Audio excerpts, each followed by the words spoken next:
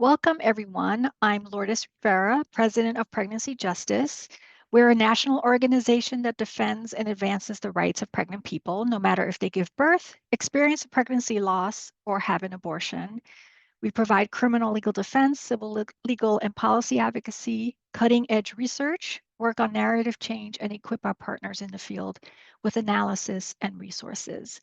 Welcome to part one of two of Pregnancy Justice's webinar series, Policing Pregnancy. I'll be serving as moderator, and today we'll be discussing in our part one, the history of personhood. We have three incredible panelists. The first one is Mary Ziegler. She is the Martin Luther King Jr. Professor of Law at the UC Davis School of Law. She's an expert on law, history, and politics of reproduction and healthcare in the US. And she has just published her seventh book, Personhood, The New Civil War Over Reproduction and the Impetus for this discussion today. We're also joined, and we're very lucky to have Imani Gandy, who is a self-described recovering attorney. I happen to have many people like that in my life. She is the co-chief and content officer at Rewire News Group, where she covers the law and courts and co-hosts the Boom Lawyered podcast and her new podcast that just launched today, Bitch Listen. And I'm also delighted to introduce my colleague, Karen Thompson, who joined Pregnancy Justice as legal director in 2024. She leads a team of attorneys in direct, strategic, and impact litigation and works with partners and allies nationwide to decriminalize all pregnancy outcomes. And I'm just going to get right to it. I'm going to start with Mary, and invite other panelists to jump in. So Mary, can you give us a brief history of fetal personhood in the United States? How did we get here ideologically? I can't say that word, and legally, and tell us why you wrote this book now. Well, I think I wrote the book because people were beginning to kind of realize that personhood was going to be, and really by that I mean the criminalization of pregnancy was going to be the big struggle after the reversal of Roe v. Wade. And people would often frame it to me not as the next struggle, but as a new thing. And I realized that it's dangerous to believe that, because the struggles have been going on since the 1960s, when abortion opponents realized that all the arguments they had been making, which were about the immorality of sex outside of marriage, or about people rejecting motherhood, or about Catholic natural law, just weren't landing. And so they began arguing instead that whether or not anyone wanted abortion to be legal, legalizing it was unconstitutional because doing so violated the Constitution. And there's been a kind of single-minded pursuit of that idea of the Constitution ever since. And it's impacted lots of the kinds of laws that Pregnancy Justice works on, right? It's impacted the passage of fetal homicide laws and prosecutions for substance use and wrongful death laws, the regulation of IVF. And even more broadly than that, I think the stakes are just about what equality means, because the kind of key move made by personhood proponents isn't just that the word person in the Constitution, the Equal Protection Clause and Due Process Clause applies the moment an egg is fertilized, but also that equality or justice necessarily involves criminalization, right? That's the way we do justice. And that's something I think that's very American, kind of uniquely American, but it's also something that I think has carried forward in really meaningful ways all the way to the present. And again, I think if you don't understand how we got where we are, it's really hard to understand where we're going.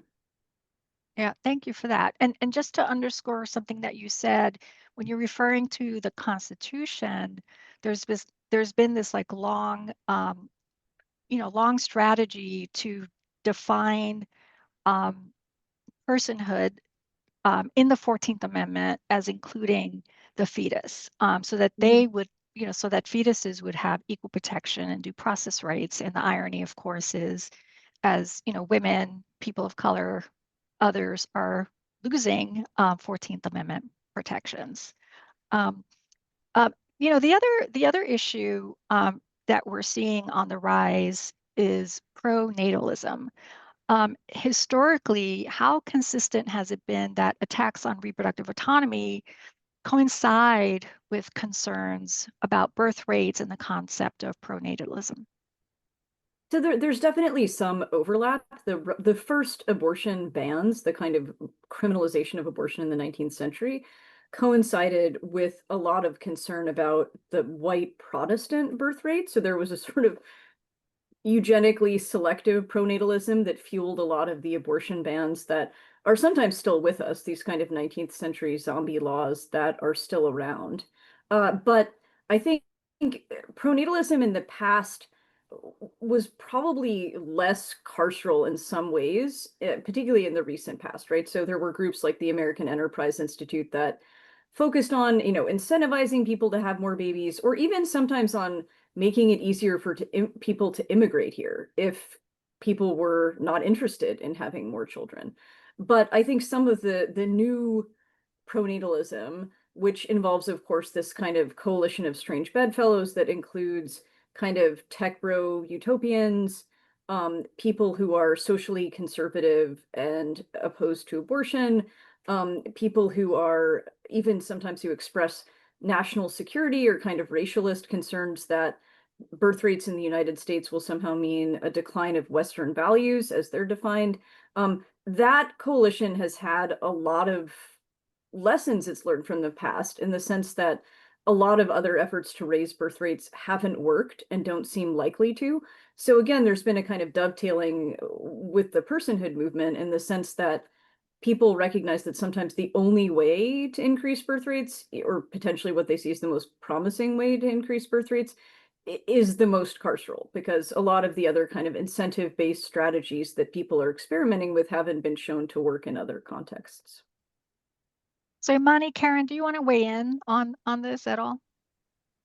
Well, I just think that it's kind of bananas that that it's like there's no other thing that works, because one thing that would work very well is if people had the support that they needed to be parents, and if they had the support that they needed to feed their kids and be able to work without completely demolishing their lives. So it actually feels like sometimes the pronatalism is just about how do we divide people into those who work and those who kind of reproduce a very particular idea of whiteness and of Americanness. And that, I think, is kind of another one of the through lines. It's about pronatalism, but there's also kind of this stench of eugenicism that always floats around the pronatalism movement. So, um, this moment feels very rife with with so many things that are not just about reproductive justice, but all of the ways that the carceral state that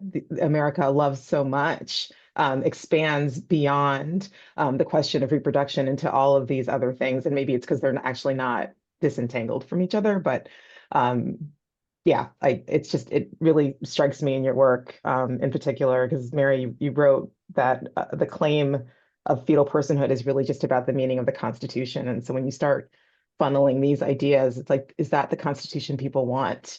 Is that the legal system? Is that how people really see this country? And that feels terrifying, quite frankly. It's not really surprising, but it remains terrifying.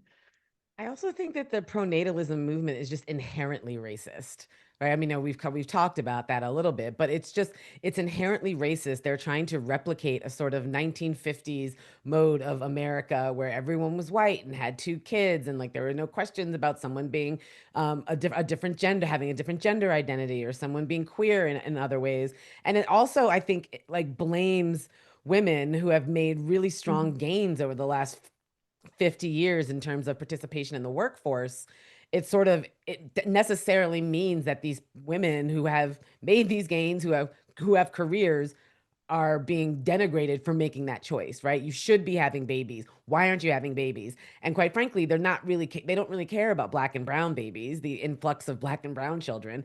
They really want to make sure that the right kind of white people are having babies. And it really does harken back to the sort of, the better fit medals that they used to give out in the 20s, where you would literally put your family on like a bale of hay and have people decide whether or not your family was more fit than the family at the farm down the street. And I think that's not something that anyone on this call wants to go back to. And, pregnancy justice, we certainly are seeing, white women, poor white women being kind of scooped up in this as well, because if they're not meeting certain stereotypes, they're being met with the carceral system as well, right? So, and then the other overlay, of course, is the attacks on birthright citizenship. So we can't ignore that piece either. So Karen, I want to start off with you. What does it mean for the personhood of the person who's pregnant? And for pregnancy-related prosecutions, what's the impact of this idea that fetuses and fertilized eggs and embryos have separate legal rights or could be recognized as constitutional persons? Yeah, I think the first thing that we kind of have to think about is the fact that this question of fetal personhood, the question of a fetus having legal rights, is not a static one.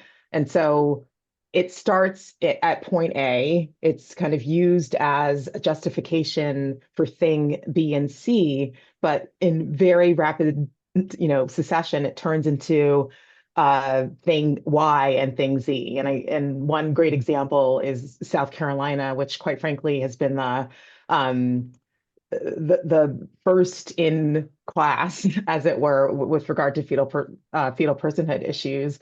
They passed, or actually in a decision in Hall v. Murphy in 1960, South Carolina held that the state's wrongful death statute could be applied to an infant who died 4 hours after birth. And the basis for that was that a fetus had reached a period of prenatal maturity that made it basically capable of independent life apart from its mother. But then 4 years later, the court says, well, you know what? We applied that in the wrongful death statute and we applied it in that context. And now we think that just any viable unborn fetus should also be subject to a wrongful death claim. But then 4 years after that, the court says, oh, well, you know what? We put it in the wrongful death and civil liability context. Why aren't we using it in the criminal context? So by the time you get to 1997, we're now looking at child abuse and endangerment statutes being applied to viable fetuses.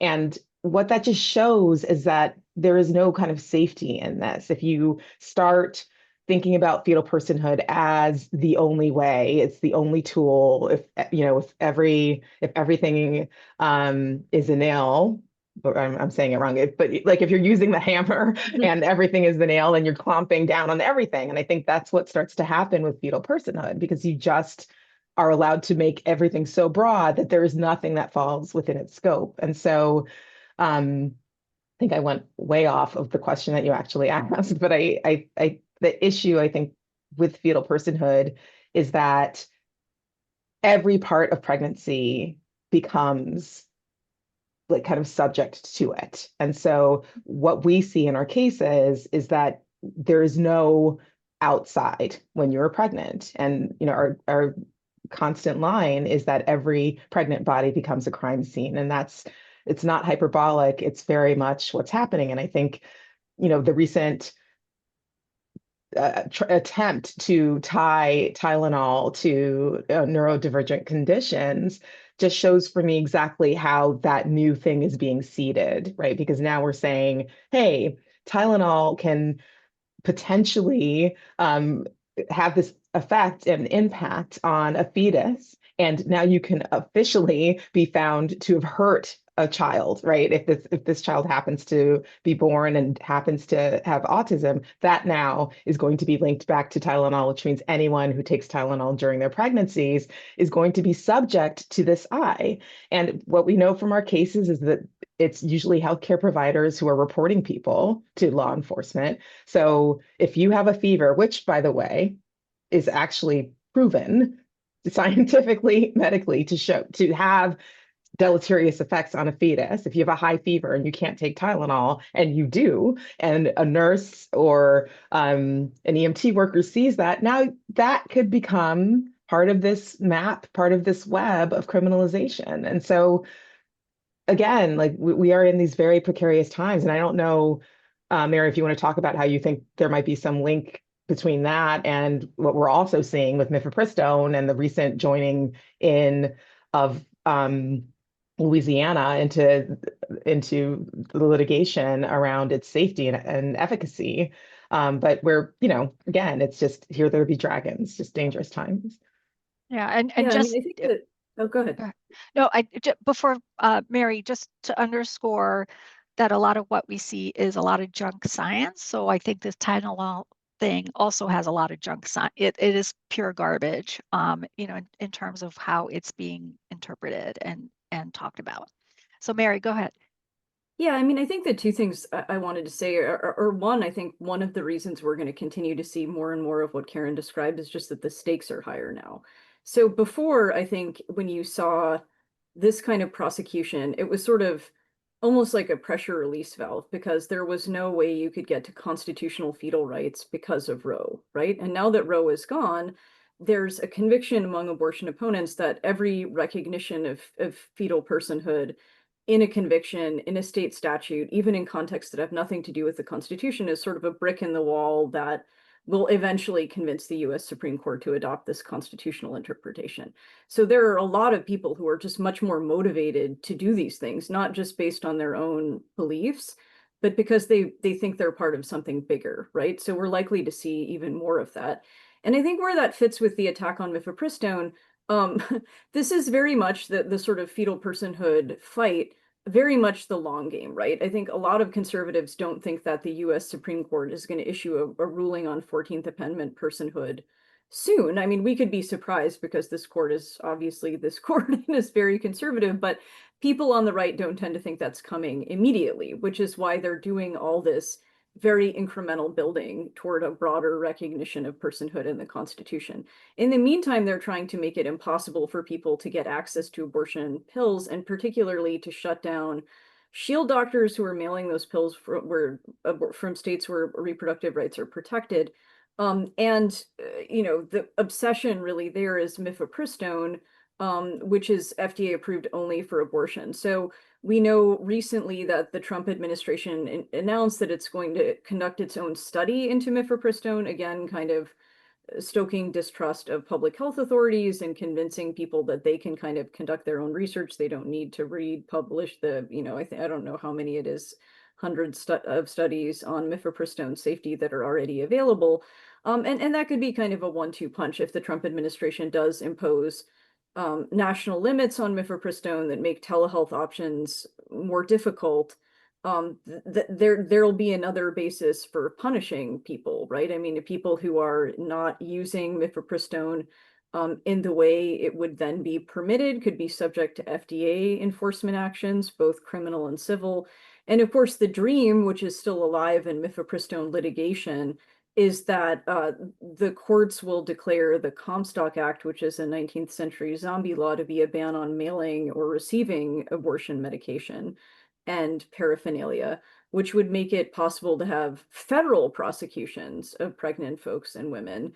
So far, all of what we've been discussing have been, state prosecutions. We haven't been seeing federal prosecutions. But if the Comstock Act goes the way some in the Trump administration would like, the kind of dragnet, I think, would expand pretty dramatically. Right. Imani, I want to bring you into the conversation, because one thing we know is that people don't understand what fetal personhood means. They don't understand the term, but yet we do have public polling data that shows that once people understand what we're talking about in terms of granting separate legal rights, right, to the fetus or fertilized egg, from the pregnant person, they actually don't like it. They don't like it across demographics, all kinds of demographics. And so how can we get this message through in the current really difficult and crowded media ecosystem? What do we need to do that we're not doing? I think one of the biggest challenges with fetal personhood isn't just that people don't understand it. I mean, they have a certain understanding of what it is, right? If you talk about eggs are people, you know, or you see this parity legislation that sometimes Democrats like to pass that makes, you know, masturbation illegal because that could lead to the death of a person. But the problem is that the anti-choice side is defining it for them.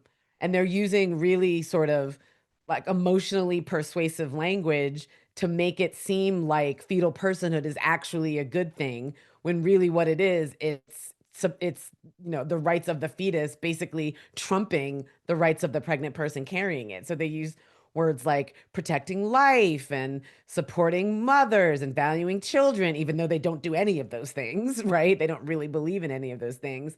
And so I think as people on the left, liberals, Democrats, progressives, whatever, we have a tendency to try and talk about facts, which is a good thing to do.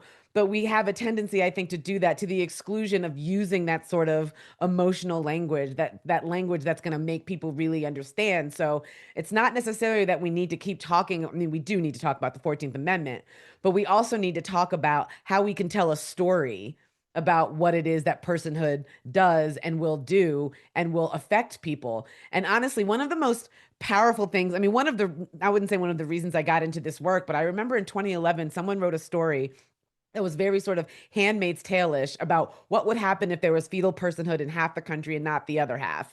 And it involved things like people putting ribbons outside their door, so that the people in the black vans who were handing out birth control pills and whatnot would know to come to you. And that story has stuck with me for over a decade, beyond all the amicus briefs that I've read and the constitutional theory that I've read. It's this idea that your own body, your own reproduction isn't your own, and you're so subject to state surveillance that's, I think, what we need to focus on, right? So not necessarily in policy terms, but in human terms, right? It may mean that the government is examining your wastewater to see what the hormone levels are, right? It may mean, as I think Karen said, every pregnancy is a crime scene. Means a pregnant person, a woman can be jailed after a miscarriage. You know, it means that if you go to the ER and doctors are confused or scared about what the law is, and their hospital administrator is saying, "Well, we can't perform these treatments," then it means that if a doctor hears a quote unquote heartbeat, which we know is not actually a heartbeat, but suddenly that means your rights change. So I think if we sort of invest in a narrative infrastructure, more storytelling about what this means, then I think that we can target the audience that we're looking for. Because I don't think when it comes to fetal personhood, we necessarily need to only target pro-choice people. Like I refuse to believe that there aren't conservatives or libertarians or religious moderates, right, who want this kind of surveillance apparatus that fetal personhood would necessarily require. And so I think the more we talk about how it is that fetal personhood would require government putting its nose in your business, and people don't like that generally, then I think we can maybe change the narrative from, oh, a bunch of baby killers, to, no, a bunch of people who don't want the state involved in every private aspect of our lives. Or also like a bunch of pregnant people killers, right? Because it's Right, like, how are right. you like actually going to say that you are invested in fetal health when you're trying to get rid of EMTALA? Like there's a narrative infrastructure on both sides that I think, you know, is getting very weaponized. It's very focused. It's very patient in some ways. So it's like, yes, we're just taking care of mothers. We're just taking care of babies. But the real narrative is like, yes, and you're also trying to pass bills that would make abortion a homicide based on fetal personhood principles. So how are you squaring that circle? Oh, narrative, like how are we going to make this work? And like, I also, oh, I'm going to have to quote Taylor Swift, which I Oh never thought I would ever have to do. But no. I think like, she's like, they're burning all the witches, even if you aren't one. Right. And I think that if people really start thinking about what this looks like in practice, it's horrifying. And part of the narrative build, I think, is like also just naming what is actually happening in the name of these fetal rights, which is really, as you said, it's not just about fetal rights, it's about stripping power, it's about stripping public presence from the class of women. Yeah, I And mean, I I think also one of the think, things, oh, go go ahead. ahead. Go ahead, Mary. Yeah, no worries. I mean, I think one of the things that I also think would help is to just, because there are a lot of people in the middle who find the idea of fetal rights in the abstract attractive because they may feel that way about their own pregnancies. They may feel that way when they see, an ultrasound and sort of saying, you can think that life in the womb has value, but that's really not what this is about, because incarcerating people for decisions during pregnancy isn't leading to healthier pregnancies, isn't leading to more happy outcomes for babies. It's not doing any of that, right? So this is really just about, and I think that's underscored even more by the fact that if you talk to people from other countries, including people who may think there is such a thing as a fetal right, they will look at what we're doing and say, like, why are you doing that? Right? So this is not even, what we're doing is not an inevitable kind of outcome if you think fetal life has value, even constitutional value.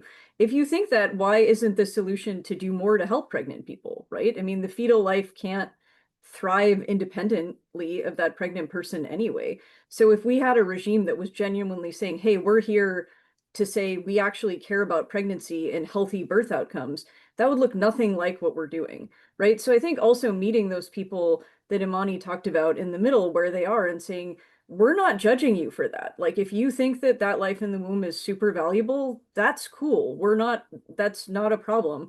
The problem is that if you assume that the way you do justice to anyone, the pregnant person or the fetus, is incarcerating people, that's when things have jumped the shark, right? Because I think sometimes our side of things isn't as comfortable talking to those people who may be religious. They're even religious. I would even say they're religious conservatives who feel this way, who have concerns about personhood because they don't, I mean, look at how ballot initiative votes have gone in red states, right? There are people casting those votes who are religious conservatives who are just uncomfortable with how this is going.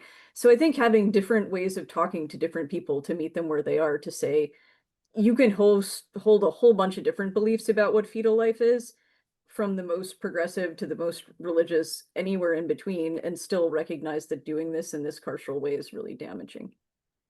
And also Mary, when If go I ahead. just can add just really quickly, one of the main things that we can be advocating for in terms of healthier pregnancy outcomes is universal health care, right? If yes. you want to talk about why it is that some pregnant people don't go to the doctor as much as they should or don't have the sort of prenatal advice that they need, it's because they can't afford it.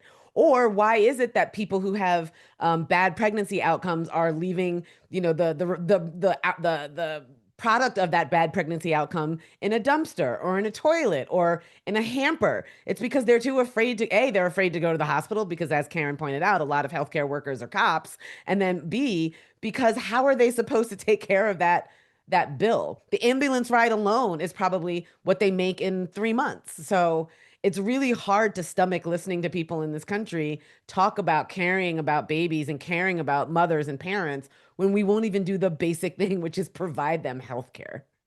But also, who is sitting around saying like, when you get pregnant, like let's talk about what you do with fetal remains if you miscarry. That's not actually even a conversation that's happening. So like, we're not being realistic. Also, just about the fact that a quarter of pregnancies end in miscarriage, right? So we're kind of like normalizing terrible things and then terribilizing normal things and then blaming it all on fetal personhood. And so I think that as we have this conversation, 100% we need to be kind of talking across like ideological lines, but also we need to really be pushing back on how impossible we are making it for people to have healthy lives, period, but particularly healthy pregnancies. And this isn't hyperbolic in any way, right? Like we're seeing fetal mortality rates like skyrocket in Mississippi, skyrocket. Like it's horrendous. And what is that? That's because people can't afford it. They can't get the care they need, and they don't have an environment that makes it possible. Yes. So we are seeing people being criminalized for just normal processes of human condition, right? Because I can tell you that when I had, my second pregnancy ended in a miscarriage in California, and I was sent home to sit on my toilet, right? I did not receive a golden pillow or a golden tray, or anything. That's what people actually do. that's that's the instruction to the extent that you get instruction. That's what you're told to do, right? And yet now, this normal process is being criminalized, and I think what's really important is that this is a very common experience of thousands and thousands and thousands of women, no matter where you sit politically. And one thing just want to bring in is so Pregnancy Justice did a polling research with National Women's Law Center. It's available on our website. And even though people were appalled by this idea of, separate legal rights and what the implications could be, there was a believability gap. They didn't believe that people were actually being criminalized for it, which they are. So I think, we have a lot of work to, that's cut out for us. But I wanted to bring us back to this question of, there's a distinction between how people experience, how one thinks about one's own pregnancy, how one experiences one's own, pregnancy loss. You can feel value, right? I know, having had a couple of pregnancies, you feel like, yes, I'm having a baby, right? But it's very different from what you actually put in law and then how that is used. So how do we balance that? How do we balance how pregnant people experience the loss of pregnancy or harms experienced by the pregnant person without leading to further entrenchment of this punitive fetal personhood framework and policy and law? And Mary, I would love to hear from you, like what other countries do from your research. Yeah, I mean, I think that at a minimum, a good starting point is to just push back when people talk about fetal personhood to say, if even if you want to say that there are fetal rights enforced through carcerality don't work, right? The South Korea Supreme Court, for example, looked at that country's criminal ban and said, well, if you're serious about protecting fetal life, why aren't you doing more to help pregnant people? Why is Plan A this criminal law that also, by the way, doesn't seem to be stopping anyone from having an abortion, much to speak of, because people are finding ways anyway? So I think the first thing is just to have a vocabulary to say, when we talk about fetal personhood, we're really talking about pregnancy criminalization. Like if you can believe other things about fetal personhood, like to kind of reclaim the idea that you could care about pregnancy or even believe because you have religious or other beliefs that is a person without committing to putting people in jail, right? That the problem is putting people in jail.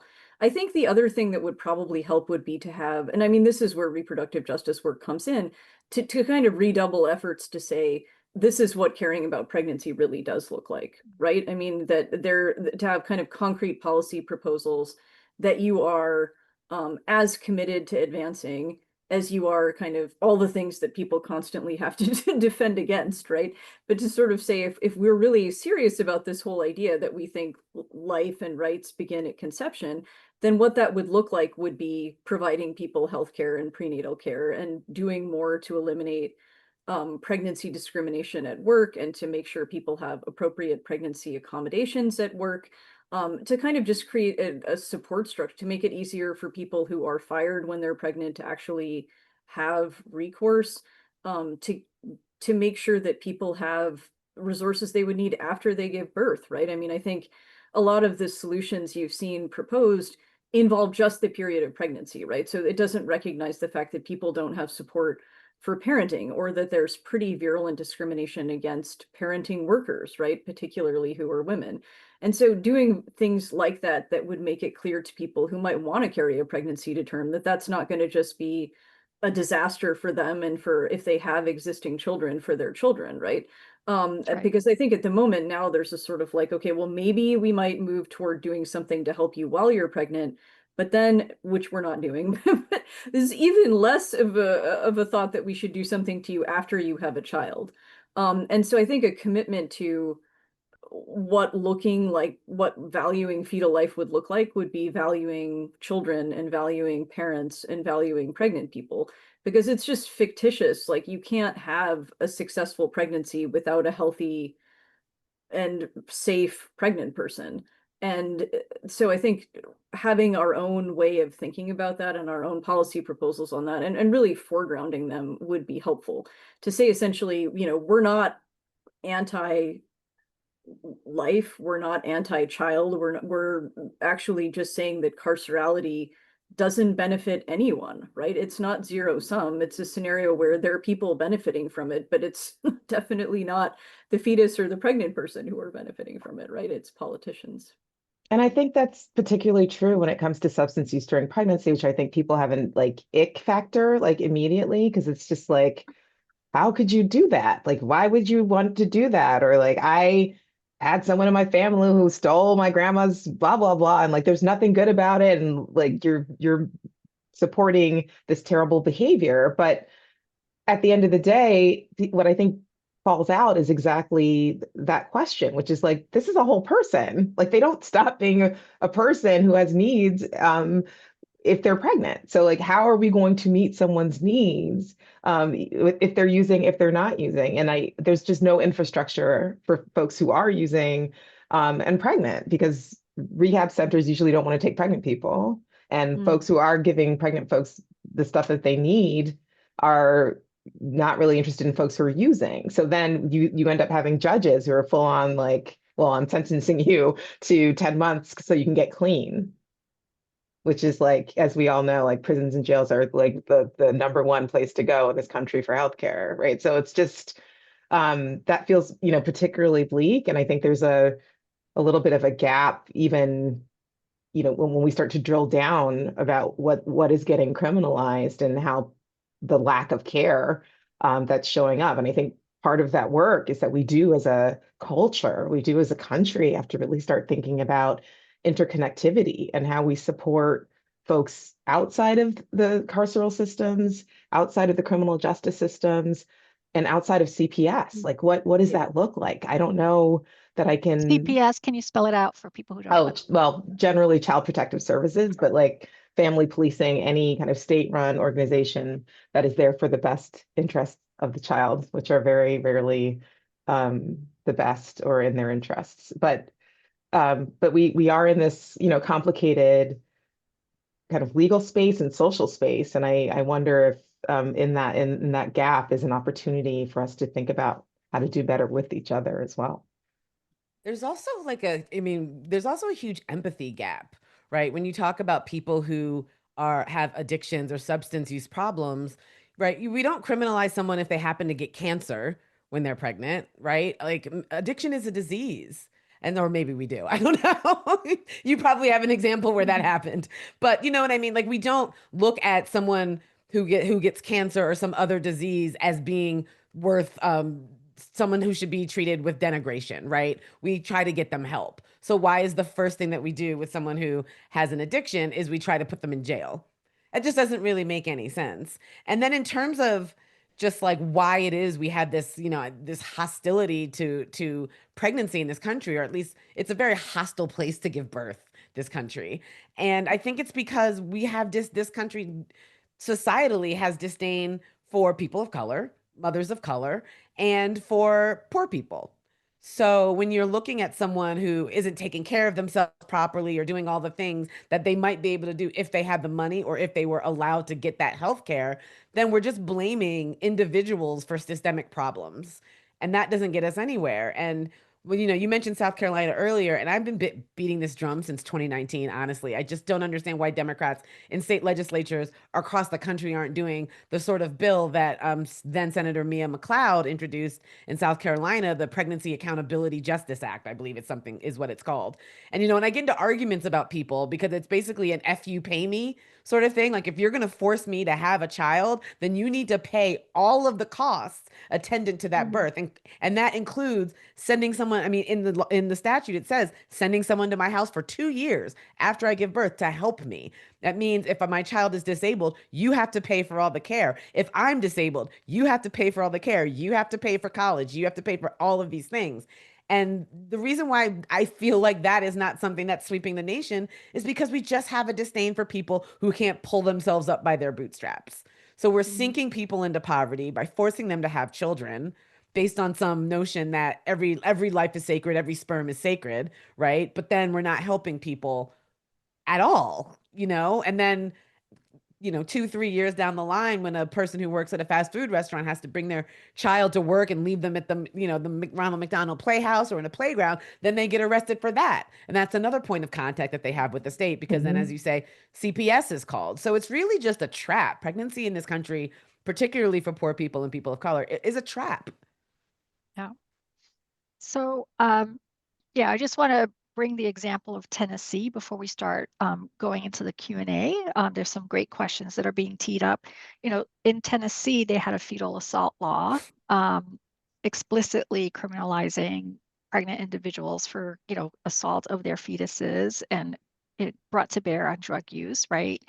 And they had the law was sunsetted after a couple of years because infant and maternal, poor health outcomes were just spiking. And so, as you all said, the carceral approach only makes matters worse, versus access to healthcare and access to what people actually need, right? To be able to have the kind of birth experience one wants, and being able to raise one's children, right?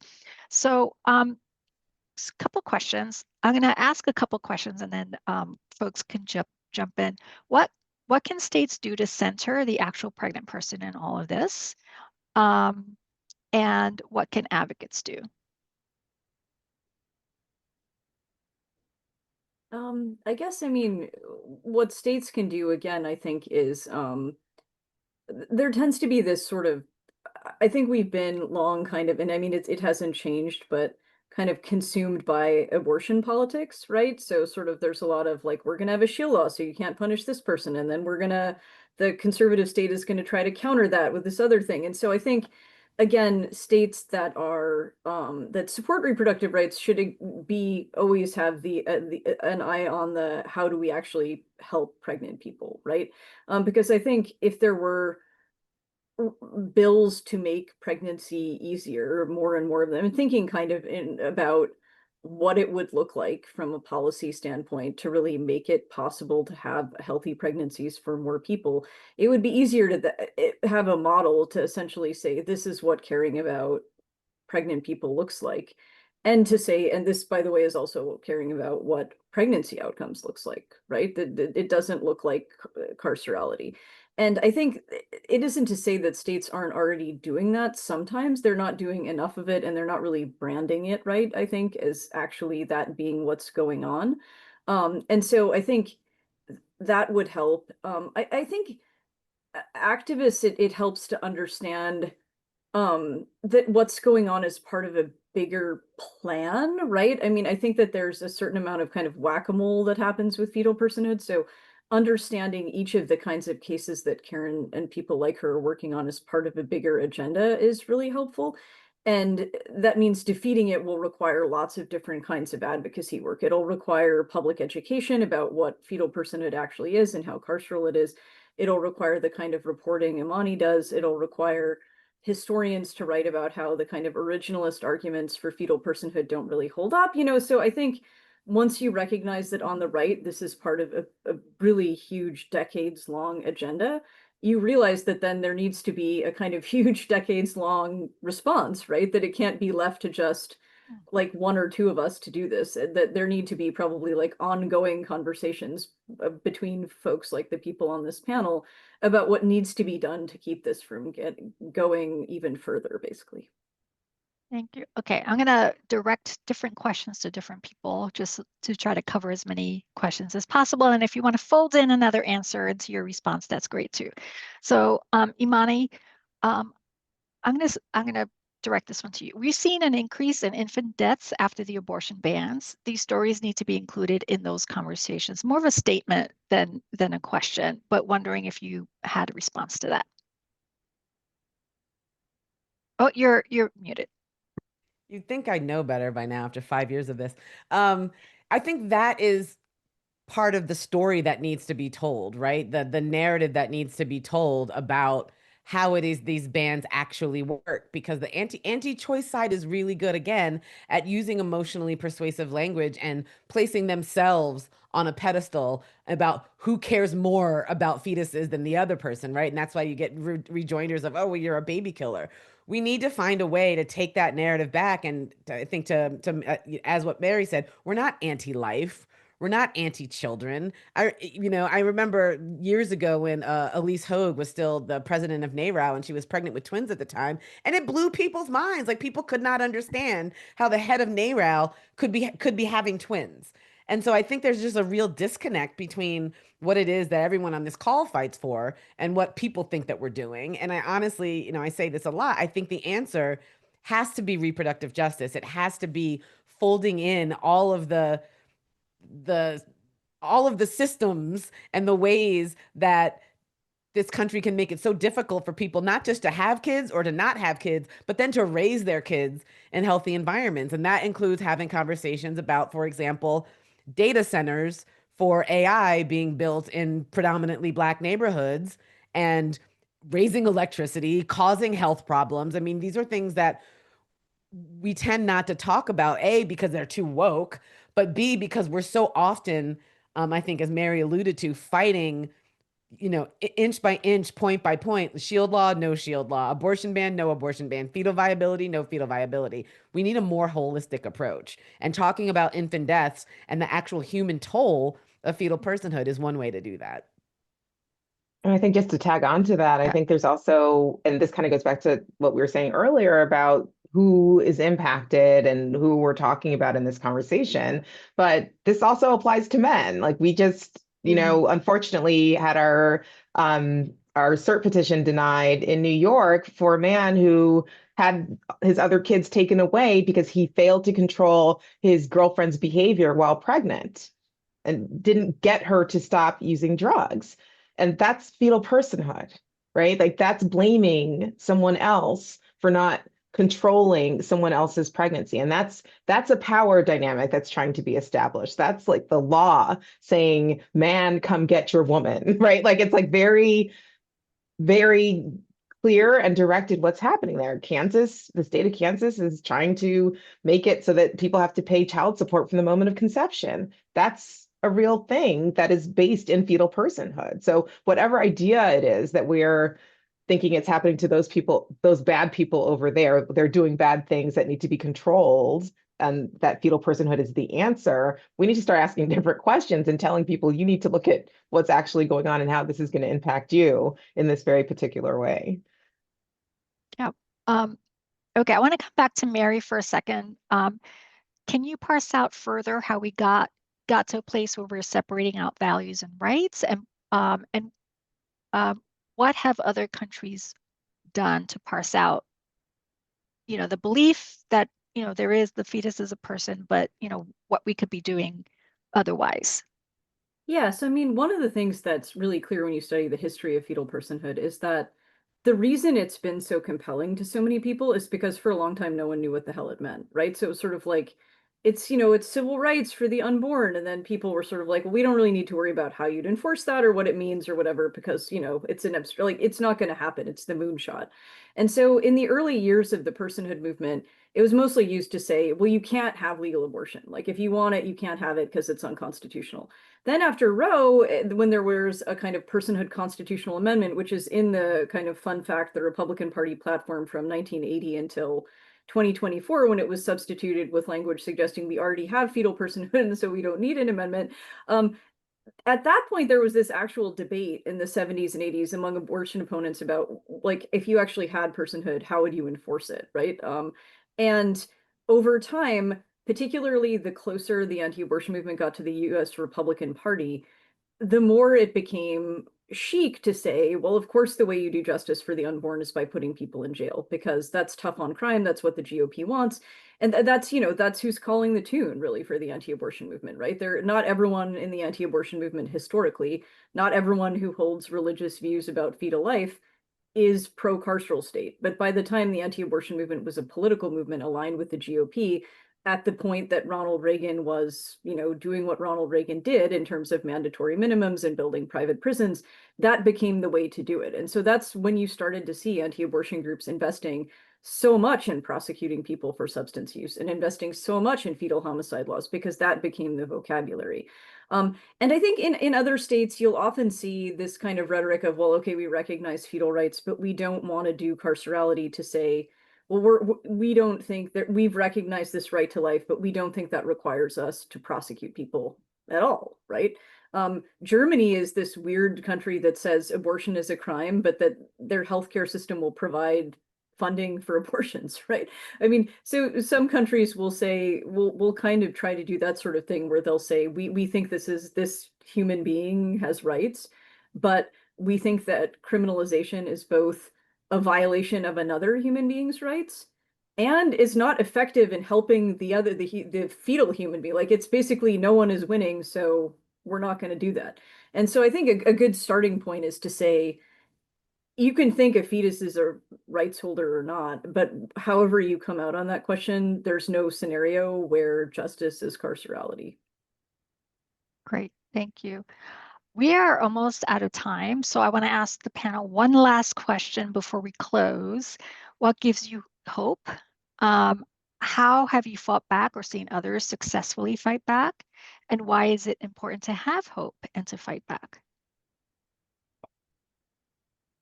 Does Karen, somebody did you else want to I'll go start. first? I don't know. I just talked, so I feel bad. I find hope in younger people. You know, I'm getting older. I've been in this movement for like 13, 14 years now. And it's just sort of, it can be a grind and a slog.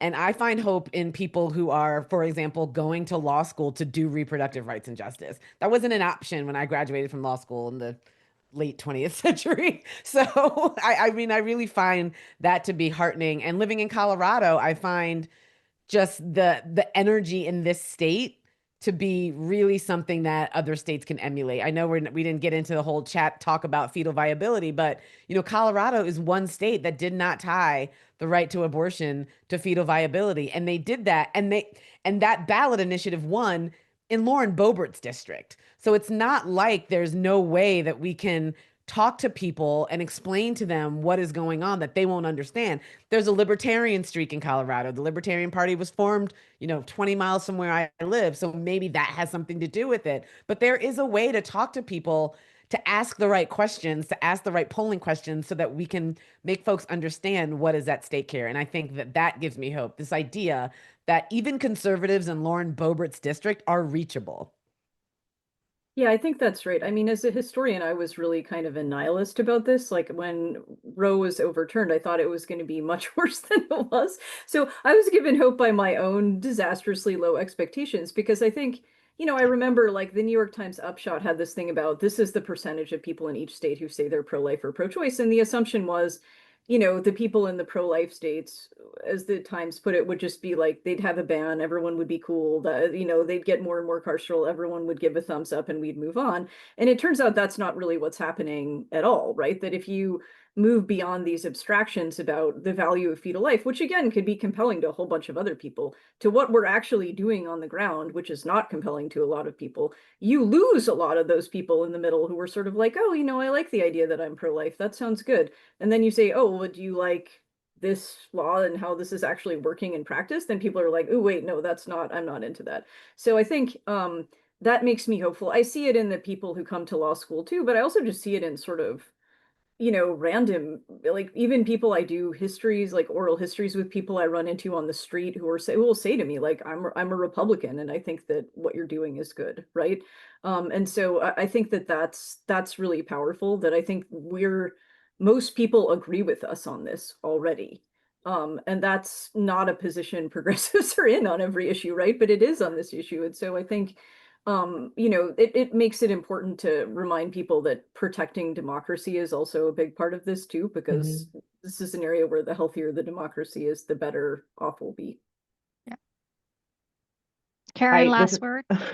This is always a hard question for me, because I feel like sometimes the hope question is like, how do I not feel like I have to do anything about this moment? And like, we always think of hope as like Tinkerbell, just kind of like rising like gently and daintily out of something. And like hope is like like she's got a busted lip, her clothes are torn up, she has a black eye, and she's like coming back. Like hope is a practice and she is a fighter. And I think the happy thing for me when I think hopefulness is that there are already some tools that are in place that I think we should be expanding. And I think I saw a question about, well, what do we do as advocates? Like, how do we work on this? And part of it is build on the framework that has been working, that's already out there. And so a huge chunk of states have laws that say you cannot prosecute a pregnant person for anything about their own pregnancy that they have done in their own pregnancy. You can't do it. There's carve-outs in the law. That should be happening all over the country. Every state should have a law that says no, that gives the body autonomy to the pregnant person, period. That helps tons, right?